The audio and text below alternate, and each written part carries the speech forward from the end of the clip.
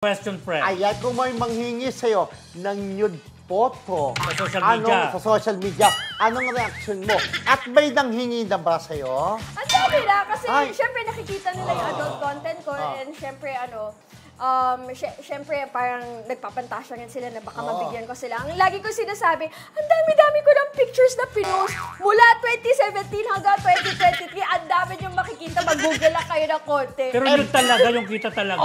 baka Yeah, marami ako nun.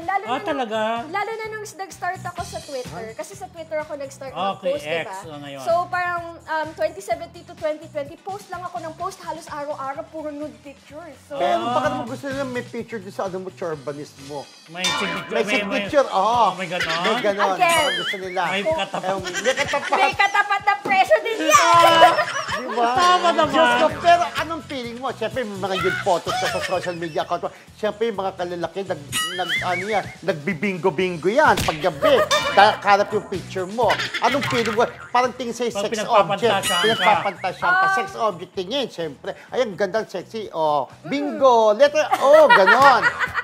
Diba? Ano naman, since adult content naman talaga ang trabaho ko, like kapag gano'n ang response sa akin ng mga tao, ang iniisip ko na lang, ibig sabihin, magaling ako sa ginagawa ko. Correct.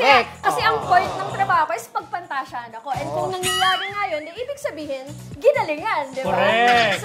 So napa-flatter ako sa ganong instances. Pero ang wish ko lang is sana hindi naman umabot sa point na when they... Patawag ka rin. Tsaka sana like hindi yun yung ganong klaseng objectification. Sana hindi siya nagtra-translate with the way that they treat me when they see me in person. Yun lang. Sana hindi nila ako bastusin when they see me in person. Pero like what you do in your bedroom, Okay business lang. mo yan. Oo. Tulungan pa kita. Ay! Yan, bongga. Tawagan